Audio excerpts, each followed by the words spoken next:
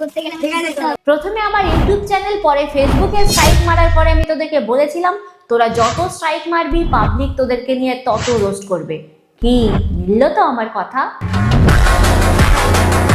তো এখন আমাদের মাঝে এসেছে শঙ্কর। আমি তোদেরকে রোস্ট করা বন্ধ করে দিয়ে চুপচাপ ছিলাম, সেটা তোদের সহ্য হয়নি, তাই আবার আমার পিছনে কাটি করার জন্য আমাকে ভিডিও ডিলিট করার হুমকি দিয়ে বসেছিস।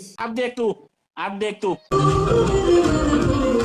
বোঝাই যাচ্ছে যে পিছন মারা স্বভাবটা তোর খুব ভালোই আছে, বুঝলি না? লোকের চ্যানেলে পিছন থেকে স্ট্রাইক মারা, তাদের চ্যানেল নষ্ট করে দেওয়া, এটা তো তোদের স্বভাব। তুই তো খুব সাংঘাতিক মেয়ে রে। বলে আমাদের আর ছাড়াছাড়ি হলো না, সম্পর্কটা টিকে গেল। বল, আগের বউকে ছেড়ে দিয়ে 1 বছরের মাথায় আবার বিয়ে করলে কি সম্পর্ক টিকে যায়? অত সস্তা না। যে আমরা নাকি লুকিয়ে চুরিয়ে বিয়ে দিয়েছি। দিয়েছিস তো, কারণ লুকিয়ে কাজ করা তো তোদের স্বভাব। যেমন লুকিয়ে লুকিয়ে অন্যের চ্যানেলগুলোতে স্ট্রাইক মেরে বেড়া। ইস কি বাজে। আমার ইউটিউব চ্যানেল আর ফেসবুক পেজে কপিরাইট স্ট্রাইক মারার পর আমি ভেবেছিলাম তোদের নিয়ে আর কোনো ভিডিও করব না, কিন্তু ওই যে তোদের স্বভাব পিছন মারা আর পিছনে কাটি করা। মেন রাস্তায় দুই ভাই বোন নেংটি ড্রেস করে পদ নাচাতে পারে, কিন্তু রোস্ট করলে আবার সহ্য করতে পারে। তুমি আমার ফেস দেখিয়েছো, তুমি আমাকে রোস্ট করেছো, তুমি কি আমার কাছ থেকে পারমিশন নিয়েছো? তো বলছি তোরা যে গানগুলোতে রাস্তায় পদ নাচাস, সেই গানগুলোর মালিকের কাছ থেকে পারমিশন নিয়েছিস তো পদ নাচানোর জন্য? আমার দুটো চ্যানেলে স্ট্রাইক মারার পর আমার থার্ড পেজে মেইল করে হুমকি দেয় ভিডিও রিমুভ করার জন্য। কি তোমরা ভয় পেলে? পিকচার अभी बाकी है। पिक्चर अभी बाकी है। ले फिर आ गए तो कहा लगता था कि नहीं लौटेंगे। ভিডিওটা শুধুমাত্র এন্টারটেইনমেন্টের জন্য, কাউকে পার্সোনালি আঘাত করার জন্য নয়। So hey, welcome back to my channel achieve over. ভেবেছিলাম এদেরকে নিয়ে আর ভিডিও করবই না, কিন্তু ওই যে এদের কাটি করা স্বভাব। ডিভোর্সের 1 বছরের মাথায় আবার বিয়ে করায় সব রোস্টাররা রোস্ট করলেও আমি চুপচাপ ছিলাম, কিন্তু ওই যে আমাকে খুঁচিয়ে দিল। अब तू क्या देख, तेरी औकात मैं दिखाता हूँ तुझे। সো ভিডিও শুরুর আগেই ছোটরা ভিডিওটা স্কিপ করো, আর গুরুজনেরা কি চাইলে ক্ষমা ঘেন্না করে ভিডিওটা দেখে নিতে পারো। তো চলো শুরু করি। লোকজন তো জানে না আমরা তো ডিভোর্স দিইনি। লোকজন সব জানে যে এক হাতে তালি বাজেনি। सारे मिलके हमको पागल बना।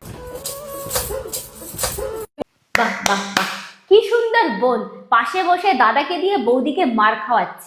পাবি তোরা সবাই এ ফল পাবি। করবেই তো, কারণ ও তো বোনের কথায় ওঠে আর বসে। তো আমার বোন মিথ্যা কথা বললো। তোর বোন তো সত্যবাদী, সতী সাবিত্রী, মিথ্যা কথা বলেই না। বলতে হতে পারে না না, ওর বোন মিথ্যা বলতেই পারে না, শুধু লোকের ভাতের থালায় লাথি মারতে পারে। তোমার আমার উপর কোনো বিশ্বাস নেই? না, আমার তো আমার বোনের উপরে বেশি বিশ্বাস। সেই জন্যই তো তুই আর তোর বোন কেড়ে নিয়েছিস অনেক মানুষের অর্থের সংস্থান। ডিভোর্স তো সে নিজেই দিয়ে চলে গেছে। কিন্তু কাকিমা কেন গেছে সেটার কিন্তু অনেক প্রমাণ আছে। कहना क्या चाह रहे हैं भैया? আমি কি ছেলেকে বিয়ে দেবো? আমার তো একটাই ছেলে। ও অবশ্যই, তোমার তো একটাই ছেলে, বছর বছর বিয়ে করে নতুন বউ ঘরে আনো, আর দাদার বিয়েতে দাদার বোন বছর বছর দুহাত তুলে নাচতে থাকুক। কে বলে হ্যাঁ বারাত তো লেকে যাएंगे। সবাই মিলে তোদের দুহাত তুলে আশীর্বাদ করছে যাতে বছর বছর তোর সেকেন্ড হ্যান্ড দাদার বিয়ে দিতে পারিস আর তুই বারাত নিয়ে যেতে পারিস।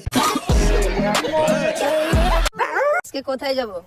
বড় মার কাছে। বলছি এত লোকের ক্ষতি করে তাদের ভাতের থালায় লাথি মেরে বড় মার কাছে যাচ্ছিস? কেন পাপ বেশি হয়ে গেছে তাই ধুতে যাচ্ছিস? এখন তিলক লাগিয়ে নিলাম আর চলে এসেছি মায়ের মন্দিরে। লাগা তিলক, দেখ এতদিনের করা পাপ তোরা ধুতে পারিস কিনা। তোরা কাশি পাঠিয়ে দে। বছর বছরের বাড়াতে নিয়ে যেতে হবে, কারণ তোর দাদার যা চরিত্র কোনো মেয়ে 1 বছরের বেশি থাকবে বলে তো মনে হয় না। বোঝো কালা তাহলে কত বড় চামার। একের পর এক রমণীর হাত ধরে ভালোই স্টোরি লাগিয়েছেন বাবু। নিজেরাই দেখো প্রত্যেকটা মেয়ে আলাদা। এই যে তার মার এত বড় মুখের কথা যে আমি দেখে শুনে ছেলের বিয়ে দিয়েছি, তোমার ছেলে প্রেম করে বিয়ে করেছে, এই তার প্রমাণ দিয়ে দিলাম। সত্যি তোর আছেই তো একটা, সেটা কজনকে দিবি? মন মন, সেটা কজনকে দিবি? কম্বল মুড়ি দিয়ে কথা বলছে, সেখানে ওই ভিডিও কলের মধ্যে ইঙ্গিত দিচ্ছে, একে অপরকে চুমু দিচ্ছে। কি আর করবে, বেচারার তো একসাথে একজনকে দিয়ে পোষায় না। ফোন দিতে বলেছি, মেরে দেবো। হ্যাঁ, তোদের দুই ভাই বোনের মারামারি স্বভাবটা বেশ ভালোই আছে। मजाक बना के रखते हो। আমি জানি দিও না তাই তোমার কথা বলে দিয়ে 3-4 করে কথা বলে। এমন ননদ ঘরে থাকলে সংসার তো স্বর্গে যাবেই। এটা বাদ দাও। এটা আমার আছে। তোর আছে তো ওর কি, ওকে তোর ইউজ করা মাল পরাবি? সেম জিনিস মানে এমন জিনিসটা কেস হয়ে গেছে। আচ্ছা, কেস তাহলে আবারও হয়েছে। এই এই এই শাড়িটা কেমন চেনা চেনা লাগছে না? এই তো নতুন বউকে শুধু সেকেন্ড হ্যান্ড বল না, সেকেন্ড হ্যান্ড শাড়িও পরিয়ে দিল। ও বাবা, কোমর বিছাটাও তো দেখছি সেকেন্ড হ্যান্ড। বলি আর কি কি আছে সেকেন্ড হ্যান্ড দেওয়ার মতো? বলবো না যেটা আমাদের কি যায় ভাই, तू चुप रे बाबा तू चुप रे আমার বৌদি পড়তে তাতে কি ঝামেলা। তুমি বুঝবে না, কারণ তোমার এই মোটা মাথায় এটা ঢুকবে না।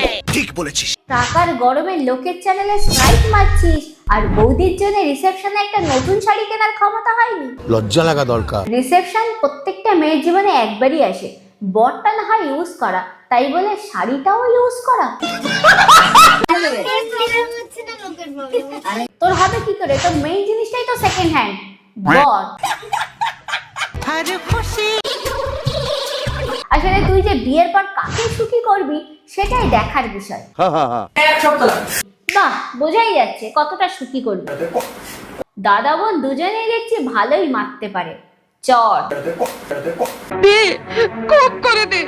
তো ভিডিওটা কেমন লাগলো অবশ্যই কমেন্ট করে জানিও, ভালো লাগলে লাইক এন্ড শেয়ার করে দিও।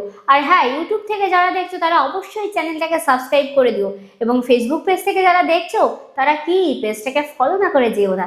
তো দেখা হচ্ছে নেক্সট ভিডিওতে, ততক্ষণে যেন সবাই ভালো থেকো, সুস্থ থেকো। Tata, bye bye.